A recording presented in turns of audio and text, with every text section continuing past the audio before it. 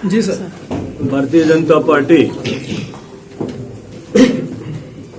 जिला होशियारपुर द्वारा आयोजित इस प्रेस वार्ता में विलंब से पहुंचने के चलते आप सबसे मैं क्षमा प्रार्थना करना चाहता हूं। आज इस प्रेस वार्ता में उपस्थित भारतीय जनता पार्टी के जिला परिवार के मुखिया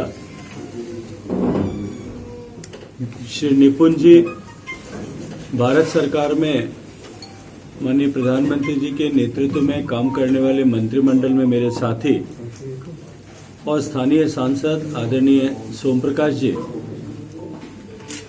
भारतीय जनता पार्टी पंजाब प्रदेश के प्रदेश महामंत्री डॉक्टर सुभाष शर्मा जी, आदरणीय जंगीलाल जी, भारतीय जनता पार्टी के सभी दायित्ववान वरिष्ठ कार्यकर्ता बंधुओं, प्रेस के साथियों, 2014 और 2019 में पूर्ण बहुमत की सरकार बना करके सामान्य मानवीय के जीवन में परिवर्तन लाने वाली ऐसी लोक कल्याणकारी, सर्वस्पर्शी, सर्वहितकारी योजनाएं और उन योजनाओं के माध्यम से देश के अंतिम पंक्ति में खड़े व्यक्ति जो उस योजना का हकदार है उस तक उन योजनाओं का लाभ पहुंचा करके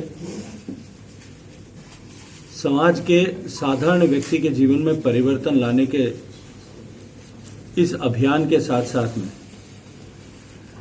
अपनी नीतियों से देश के पक्ष में किए जाने वाले निर्णयों से और देश के पक्ष में लिए गए दूरगामी कठोर फैसलों के चलते आज भारत का सम्मान पूरे विश्व भर में बढ़ा है। हम सब देख ही रहे होंगे कि बाली में जिस तरह से माननीय प्रधानमंत्री जी को G20 की चल रही बैठक में विश्व भर के ऐसे प्रमुख देशों के आए हुए नेताओं द्वारा जिस तरह से सम्मान मिला है और मिल रहा है, ये हम सब 130 करोड़ भारतीयों के लिए निश्चय ही संतोष का विषय है। हम 2022 के उत्तरार्ध में आज यहां बैठकर चर्चा कर रहे हैं और लगभग 1.5 साल से भी कम समय के बाद लोकसभा के चुनाव एक बार फिर होने वाले हैं। भारतीय जनता पार्टी केवल चुनाव के समय काम करने वाली मशीन ऐसी नहीं है।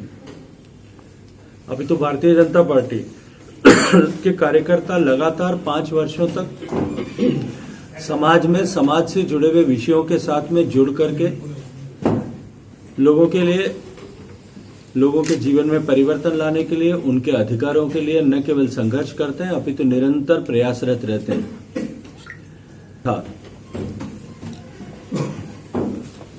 वर्तमान में हालात उसके उलट हैं, उससे परिवर्तन हुआ है।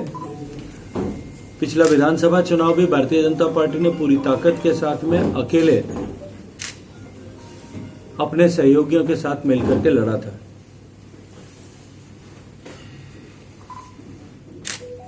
और जिस तरह से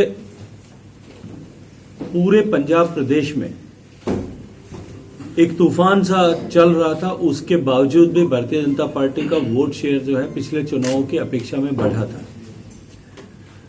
पार्टी ने देश भर में ऐसी परिस्थितियां जहां हैं और जहां हमें और अधिक काम करने की संभावना है, भारतीय जनता पार्टी के विचार का व्याप जहां और अधिक बढ़ाया जा सकता है, देश भर में ऐसे कुछ लोकसभा क्षेत्र चिन्हित किए हैं। शीर्ष नेतृत्व ने तय किया है कि पंजाब के भी 9 लोकसभा क्षेत्र ऐसे जो आइडेंटिफाई किए हैं जहां हमको और फोकस के साथ में काम करना चाहिए।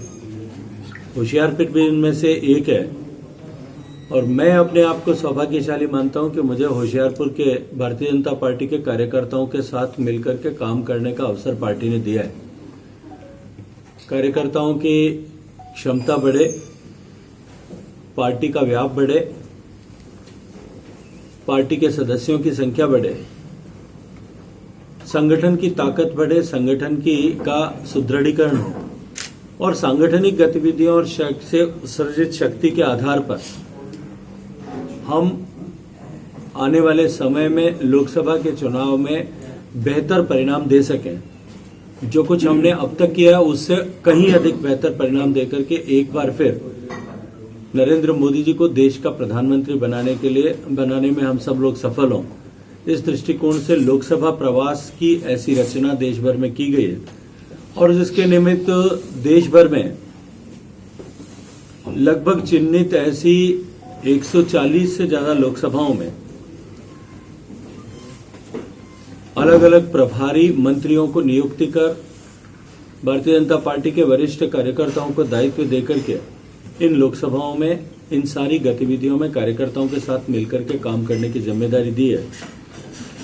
2 दिन के इस प्रवास में इन्हीं सब विषयों को लेकर के ये प्रभाव जो है कार्यक्रम रहेगा और इन सब विषयों को लेकर के हम संगठन के विभिन्न स्तरों पर जब बातचीत करके किस तरह से हम भारतीय जनता पार्टी की शक्ति को और आधार को यहाँ और अधिक मजबूत कर सकते हैं उस पर काम करेंगे।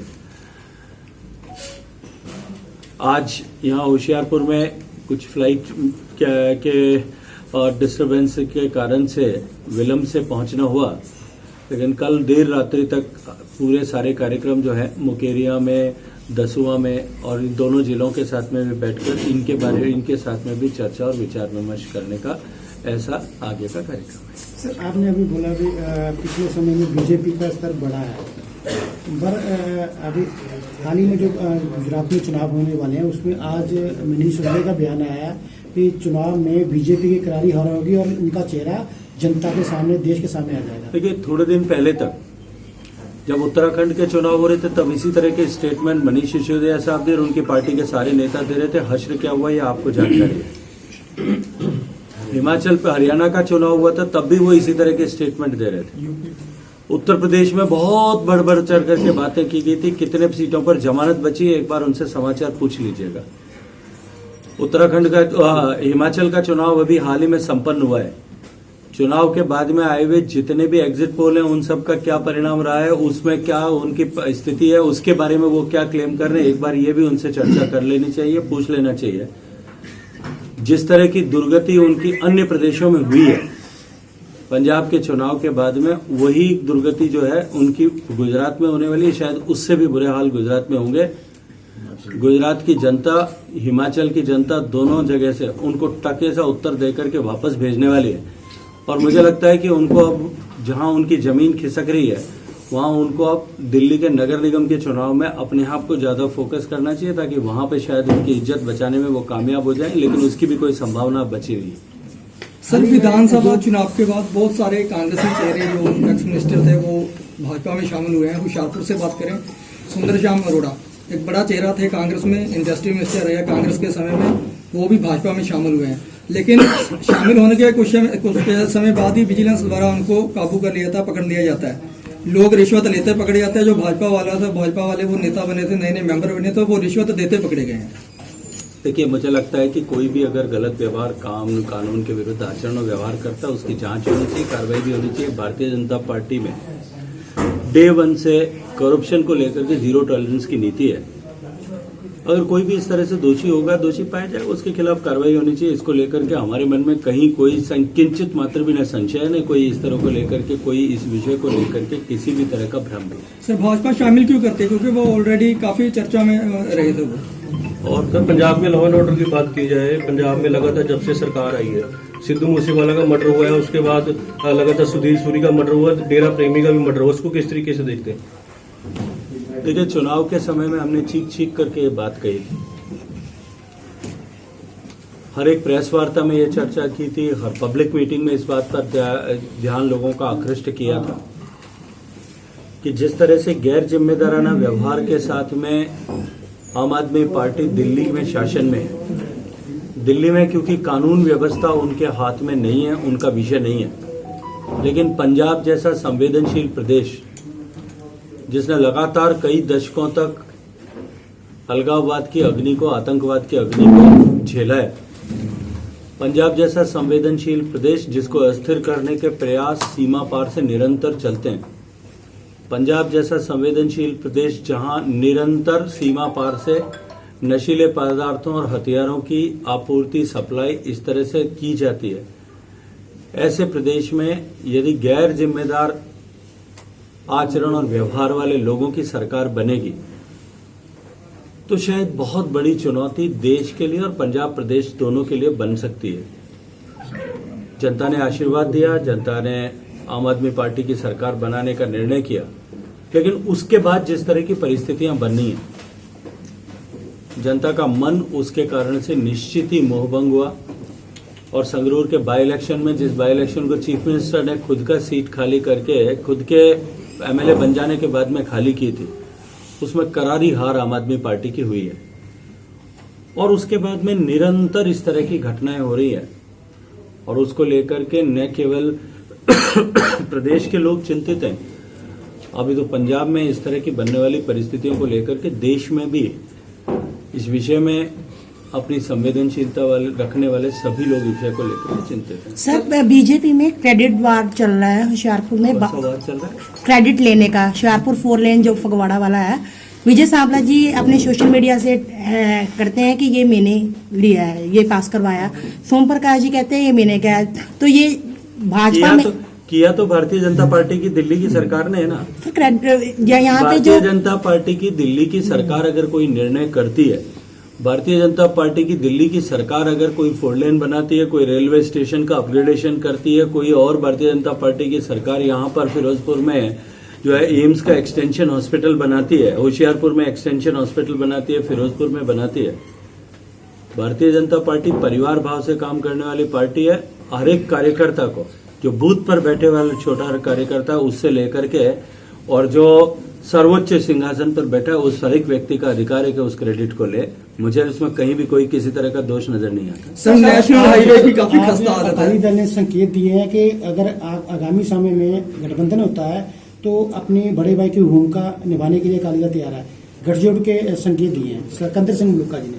देखिए, न तो इस बात की भारतीय जनता पार्टी के नेतृत्व के समक्ष कहीं चर्चा है, न कोई इस बात पर चिंतन कर रहा है, न कोई इस बात पर विचार ही कर रहा है।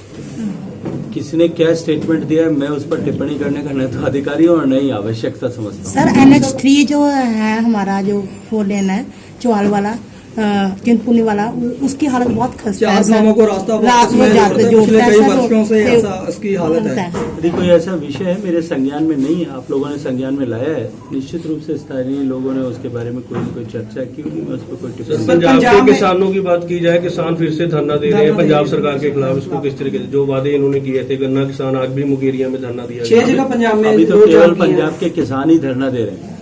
जिस तरह से हालात बन रहे हैं, जिस तरह से परिस्थितियां बन रही है, जिस तरह से चुनौतियां खड़ी हो रही हैं और जिस तरह से पंजाब का आम आवाम अपने आप को ठगा हुआ महसूस कर रहा है, हमारे साथ धोखा हुआ है ऐसा महसूस कर रहा है। जिस आशा अपेक्षा के साथ में, जिस विश्वास के साथ में पंजाब की जनता ने इतना झोली भर भर करके आशीर्वाद दिया था,